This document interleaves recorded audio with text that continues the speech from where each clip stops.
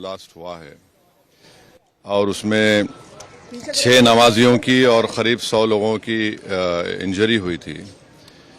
पहले मुंबई एटीएस ने, जिसको इन्वेस्टिगेट कर रहे थे हेमंत करकरे साहब, शहीद हेमंत करकरे, और उसके बाद वो इन्वेस्टिगेशन गया एनआईए के पास।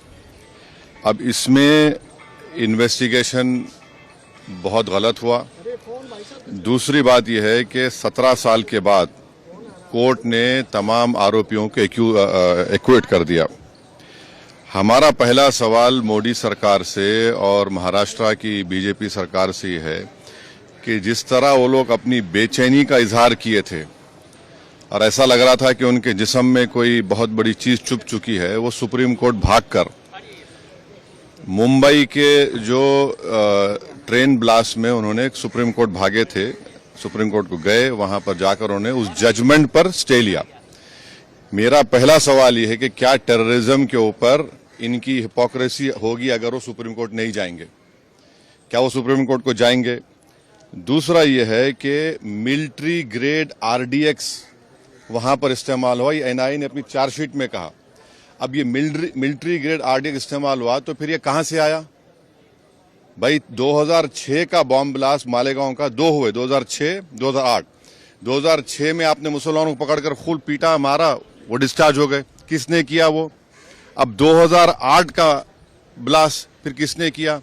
और तीसरा ये याद रखिए कि अगर साध्वी प्रज्ञा ठाकुर की मोटरसाइकिल पर ही वो बॉम्ब रखा गया आरडीएक्स मिलिट्री ग्रेड, और एनआईए ने कहा कि उनके पास नहीं था, वो 2 लोगों के पास था, रामजी कलसांगरे जो अभी तक गायब हैं, तो फिर ये हमको समझ में नहीं आ रहा। फिर मुंबई में जो ब्लास्ट हुआ था 1991 में, उसमें भी एक महिला के नाम पर एक वो गाड़ी थी, क्या बोलते हैं आपकी, मारुति वैन थी, जिसको ना चलाने आता था, उसको आपने कन्विक्शन दे दिया। ये हमको समझ में नहीं आ रहा।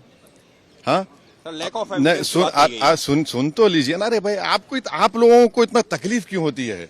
अरे आप नहीं, आप खुल के बोल दीजिए कि आप अरे सुन तो लीजिए ना। आपको बड़ी पेट में दर्द क्यों हो रहा है? अरे ऐसा लगता है तो फिर अपनी बात कर लीजिए, अपना आकाशवाणी कर लीजिए। 2016 में रोहिणी सालियान ने क्या कहा था? मैंने नहीं कहा कि उन पर प्रेशर डाला गया कि वो सौंप जाए उसके ऊपर। फिर 2017 में चार्जशीट में एनआईए डालती है, साध्वी प्रज्ञा ठाकुर का नाम नहीं था उसमें। तो ये सब जो चीजें हो रही है, इसका अकाउंटेबल कौन है? समझौता ब्लास्ट किसने किया नहीं मालूम, मक्का मस्जिद का ब्लास्ट किसने किया नहीं मालूम, मुंबई ट्रेन ब्लास्ट किसने किया नहीं मालूम, 2006 मालेगांव किसने किया नहीं मालूम, 2008 किसने किया नहीं मालूम। तो फिर कौन है? अगर वाकई में जिन लोगों ने ये किया है वो तो खुले फिर रहे हैं। फिर हम मोटा मोटा सवाल यही कर रहे हैं कि क्या मोदी सरकार, क्या महाराष्ट्र की सरकार सुप्रीम कोर्ट जाकर इस जजमेंट पर स्टे लगाएगी नहीं लगाएगी? आतंकवाद से मुकाबला करने का दोहरा रवैया नहीं हो सकता, और जो मरने वालों का क्लोजर नहीं हुआ, चाहे वो मुंबई ट्रेन ब्लास्ट हो, चाहे समझौता हो, मालेगांव 2006 हो, मालेगांव 2008 हो, मक्का मस्जिद हो, अजमेर ब्लास्ट हो, इसका क्लोजर नहीं हुआ पीड़ित परिवार के लिए जो अपने रिश्तेदारों को, अपने लव वंस को खोए हैं। सर, भगवा आतंकवाद के लिए बात कही गई थी, इस केस के लिए कहा गया था भगवा आतंकवाद। इस मामले को चाहेंगे कि महाराष्ट्र की सरकार चुनौती दे सुप्रीम कोर्ट में? एनआईए है, सेंट्रल गवर्नमेंट भी है ना। पापा जी को क्यों भूल जा रहे आप लोग? एनआईए भी तो है। एनआईए किसके अंडर काम करती है?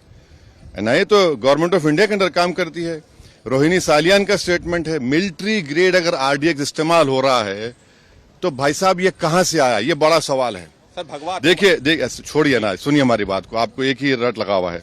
नहीं, सुन लीजिए ना, सुन लीजिए एक बात सुनिए। ऐसा तो इसका मतलब आप हेमंत करकरे को गाली दे रहे हैं? बोलिए खुल के आप लोग, जिसने अपनी जान इस देश के लिए दे दी, बोलिए हेमंत करकरे झूठा था।